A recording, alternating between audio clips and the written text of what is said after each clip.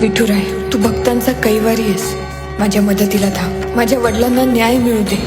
आपल्या वडिलांना न्याय मिळवून देण्यासाठी सावी पोचले विठुरायाच्या दारी.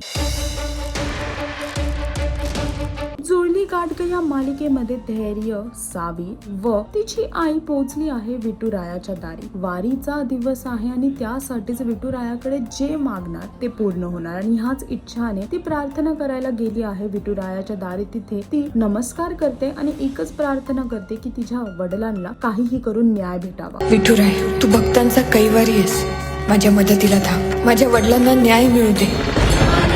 आणि ही प्रार्थना करताच तिथे एक माणूस एक बोर्ड घेऊन उभा आहे ज्यात लिहिलं आहे, अपेक्षित पुरावे माझ्याकडे भेटतील. आणि हे पाहताच सावीच्या मनात एक इच्छा निर्माण होते आणि तिला असं वाटतं की आता कुठेतरी जाऊन माझ्या वडिलांना न्याय भेटणार. आता बघायचं हे आहे की दामिनीचा खरा चेहरा येणार का सर्वांसमोर.